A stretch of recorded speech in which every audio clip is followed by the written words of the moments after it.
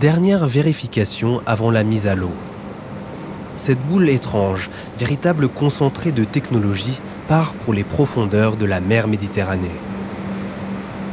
Une fois dans l'obscurité, à 2500 mètres de la surface, elle sera raccordée à un gigantesque réseau d'instruments scientifiques en cours de déploiement depuis des années. On installe notre nouveau détecteur au fond de la mer, donc il y a une certaine excitation, bien sûr un peu de stress, parce que chaque opération marine est toujours risquée et compliquée. Il faut gérer plusieurs éléments, plusieurs bateaux en même temps, des sous-marins. Une fois au fond de l'eau, la pelote se déroulera pour devenir une des nombreuses lignes de détection de KM3net. Cet instrument, situé sur le fond marin, à 40 km au large de Toulon, permettra à terme d'étudier les particules élémentaires les plus mystérieuses de la physique actuelle, les neutrinos.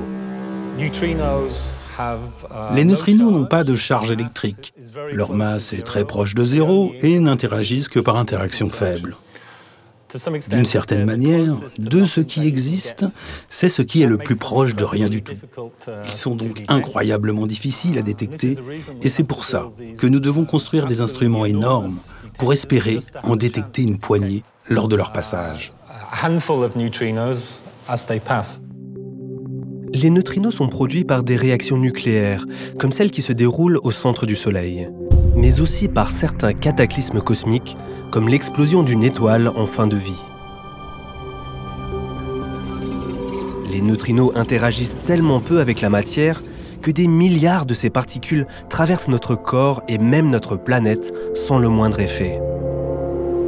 Pour augmenter la probabilité qu'un neutrino interagisse, il faut qu'il traverse une très grande quantité de matière. Le dispositif KM3net met notre planète tout entière à contribution. Lorsqu'un neutrino interagit enfin avec la matière, il va produire une particule secondaire appelée muon. En traversant l'eau de mer, ce muon émet un cône de lumière bleutée. C'est cette lumière bleue et furtive qui peut alors être détectée par les nombreux capteurs de lumière ou modules optiques de l'instrument. Les scientifiques pourront alors en déduire la direction et l'énergie du neutrino à l'origine de ce cône.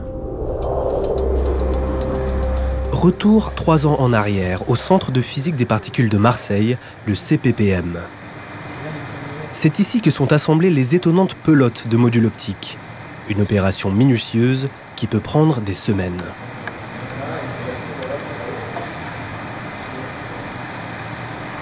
Chaque module optique comporte 31 photomultiplicateurs, des capteurs de lumière extrêmement sensibles.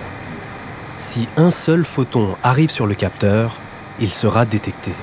Une des choses importantes à faire, c'est de vérifier pour chaque configuration que le câble électro-optique est bien arrangé, qu'il n'accroche nulle part, qu'il ne fait pas de boucles bizarres, comme par exemple ici. Ça, c'est un truc qu'il faut corriger parce que si ça vient se coincer ici, c'est potentiellement une source de problème. Donc tout ceci, c'est le genre d'opération à faire en dernière minute pour s'assurer que quand la ligne est sur les fonds de mer, les choses sont dans l'état où elles devraient être. Retour au présent. C'est enfin le moment de déployer la première ligne de cet étonnant détecteur sous-marin.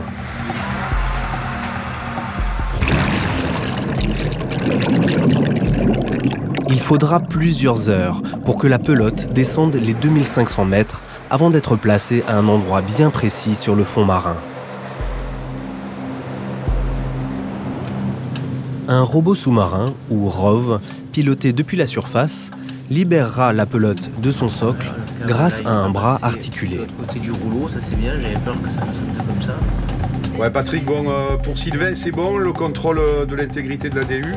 On attaque le déverrouillage du câble, puis le déroulement. Ok, c'est bon, allez-y. C'est parti.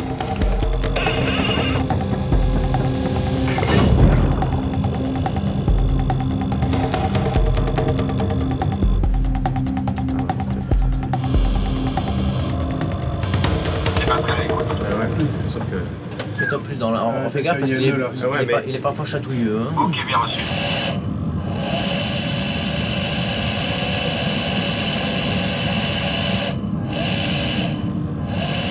On est prêt. Ok Jean-François, le boot est libéré, donc on attend votre feu vert pour larguer. Vous pouvez larguer, vous avez notre feu vert. Ok. Et les gars, c'est parti. Allez, on y va. Bon coup là. Dès que tu peux, tu fais Ouais, votre les sangles sont toujours là, c'est bon. Wow. Le même robot assurera ensuite le branchement de la ligne à la boîte de jonction, véritable nœud du dispositif et qui assure le lien avec la terre ferme pour les échanges d'électricité et de données. Des capteurs océanographiques ont d'ailleurs également été raccordés à l'infrastructure pour en faire un observatoire en temps réel de l'environnement marin. C'est ici, dans la petite ville de la Seine-sur-Mer, que convergent toutes les données produites par les différents détecteurs sous-marins. Donc là, nous sommes dans la salle de contrôle de KM3Net France. On peut voir les premières données produites par la ligne de détection déployée hier. On peut voir 3 événements différents ici. Chaque flash représente la direction de la lumière qui arrive.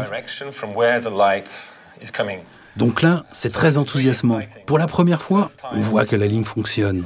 Elle produit des données. Tous les modules optiques fonctionnent comme prévu. On est très content.